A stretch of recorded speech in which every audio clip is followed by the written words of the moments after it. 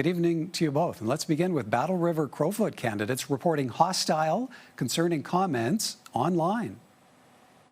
I have received some pretty credible threats to my safety, and I don't feel particularly like I want to put other people in harm's way as well. Anybody who comes with me, their safety is equally, if not more important than mine. And with the negativity that I have been receiving, it's time to try a different strategy.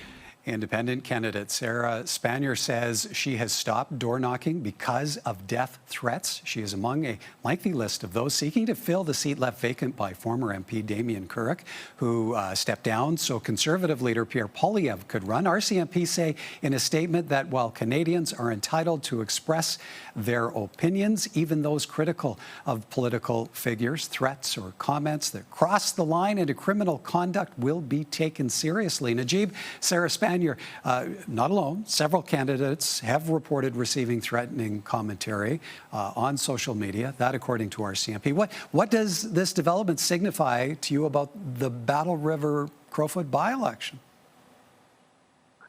You know, it's a part of politics, right, to get the online, especially now the online hate, the trolls, the bots, etc. I get it all the time.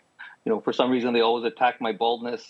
But, you know, having worked with women candidates and canvassers, you know, the type of hate and vile threats that are directed at them is really, you know, I sympathize with Sarah. And it's tough, you know, and you do, after a while, you know, get not just afraid for them, but afraid for all of their volunteers. It's a tough situation to be in. I mean, it's unfortunate and really doesn't make it a level play field if she doesn't feel like she can go out and canvass, because door knocking is so important in campaigning.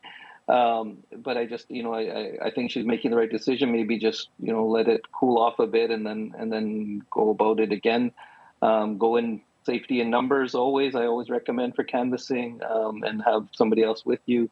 And then, you know, but I think this particular by-election is going to be very volatile, as it seems it has been.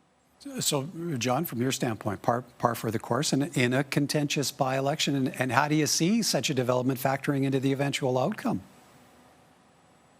So I'm not sure it will have a huge effect on the final outcome. I think, you know, Pierre Poilievre is still very likely to win and win by quite a bit. But I think there is something unique about this being a by-election. Like, this is sort of par for the course for politics now, unfortunately. But the fact that this is a single election that everybody's focused on, as opposed to over 300 elections scattered around the country, it means that it's going to be targeted. It's not just going to be local people who are going to be involved in this kind of vile and nefarious activity. It's going to be people from around the country, possibly around the world, right? And so that's the unfortunate thing about this being a by-election, is that it just opens it up. Because it is one race, and it is being scrutinized and focused on so much more than one race out of 338. Well, and Najib, another hot button issue in this by-election is the crazy long list of candidates, now apparently numbering somewhere approaching 180, and that's thanks to the so-called longest ballot committee group advocating for electoral reform. Pierre Poilievre calls it a deliberate attempt to manipulate the rules, confuse voters, undermine confidence in elections. He's written to the government calling for an election rules change. What weight does that carry? You know, I ran a candidate in the last Toronto Mayoral by-election in 2023, and there was 101 candidates on the ballot. So I'm familiar with this sort of chaos. But, you know, I think Pierre Poilievre has just proven, you know, exactly what the longest ballot committee wants, which is electoral reform, which is what he's now pushing for. You know, and it might not be the kind of electoral reform they want, but it is bringing attention to the matter. And you know, and I'm a big advocate for electoral reforms. I think a lot of things have to change in the way that we approach elections at every level. And I think this is a good way to bring attention to it. You know, honestly, it doesn't really matter, you know, if having, you know, 78 candidates or whatever it's at now. If one candidate, as John mentioned, can consolidate the votes, can break through the clutter, you know, has the name recognition or the a handle of what and this is where Poilievre's challenge is going to be, a handle on what his constituents really want, and being able to appeal and talk to those issues.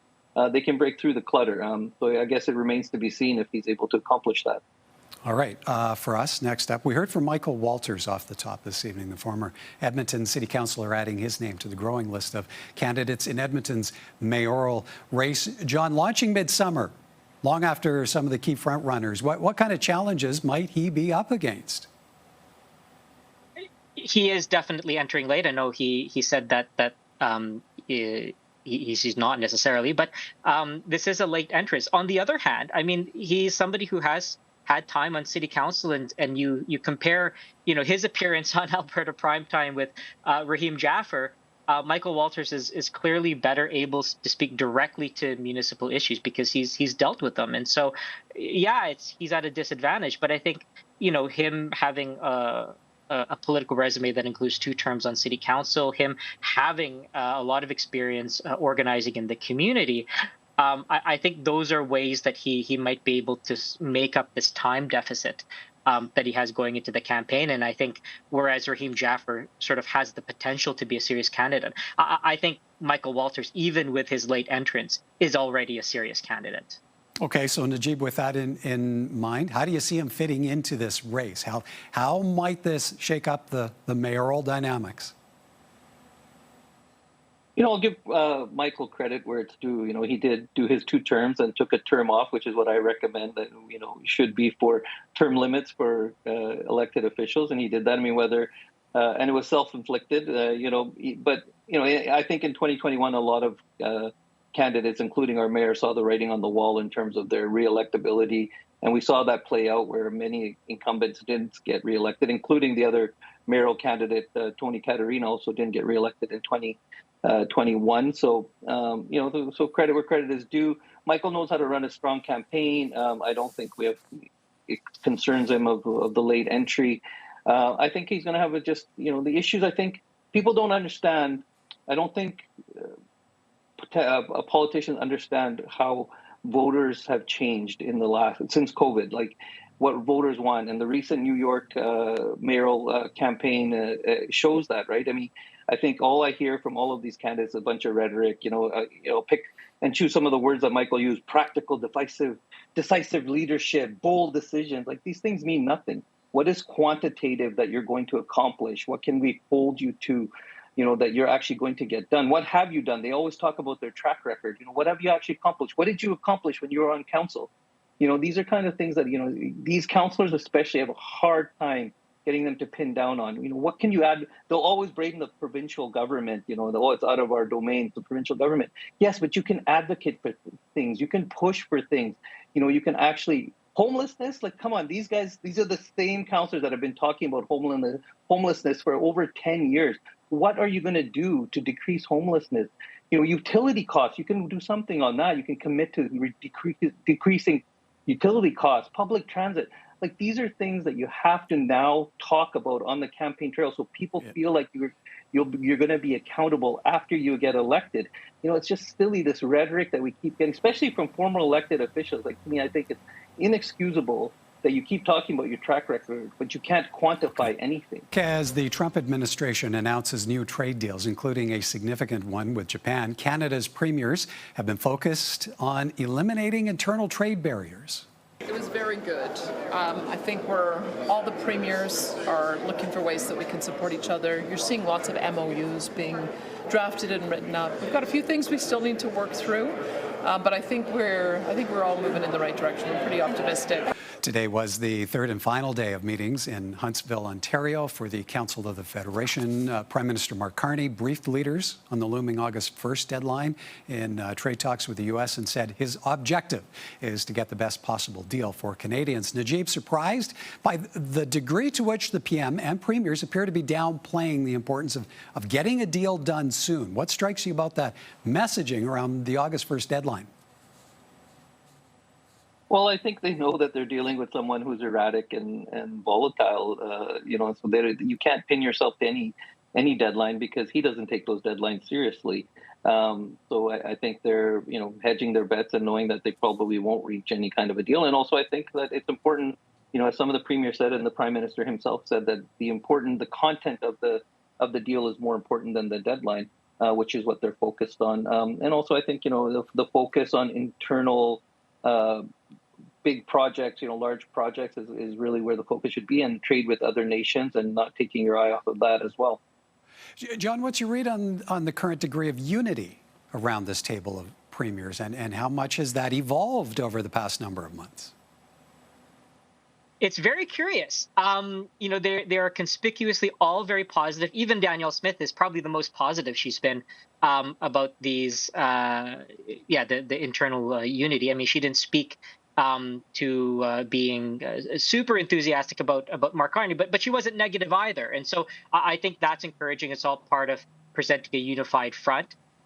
You certainly don't want to show any weakness in public when you're negotiating, and sort of being close to the August 1st deadline, which, as Najib pointed out, they're sort of hedging their bets on whether something can be reached by that point. But certainly we're coming up to the 11th hour, and the united front is going to be a good thing in terms of maintaining as much strength as possible during these negotiations.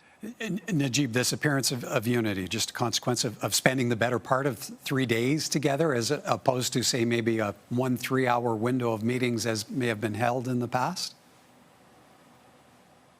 I think that's part of it, but I also think that these politicians, the premiers, are starting to see how important it is to voters that we be unified and truly be Canada first.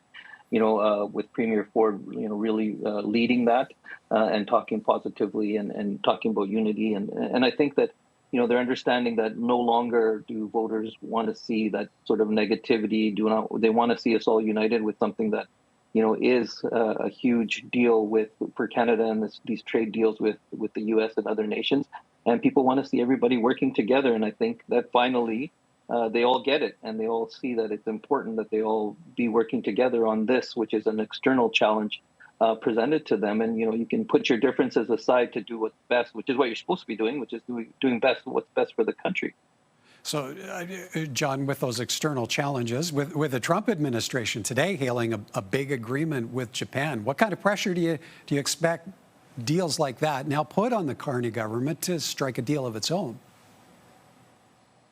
I think it's more about the content of the Japan deal than the timing. I mean, the timing certainly puts some pressure, but the fact that the Japan deal did include tariffs, and even last week, Mark Carney was sort of telegraphing that it'll be difficult to have a deal that has no tariffs at all. And so there's already been this damping of expectations of a tariff-free deal. And so, I think that sort of sets a precedent that in these bilateral negotiations that various countries are having with the Trump administration, that some acquiescence on some degree of tariffs is going to be likely and probably necessary in order to strike a deal. So, Najib, August 1st, is it out the window? Well, I mean, it looks like it. I mean, who knows? Anything could happen. But I mean, a week away, and doesn't seem like anything concrete is appearing. So, and also too, I think, and as I've said before, I don't think President Trump takes the negotiations with Canada seriously. I think it's just another way that he's trying to get what he wants. I think that our Prime Minister gave in too quickly on the digital services tax. I think that was something that he could have leveraged, especially implementing it before the August 1st, that he could have really leveraged to put pressure on the president via the tech companies. I think we gave that up way too early. But yeah, it remains to be seen. I think it's going to be very hard pressed to hit that August 1st deadline. All right. Gentlemen, we are plumb out of time. Have to leave it there. Good to see you both. Thank you. Thanks. Thanks, Michael.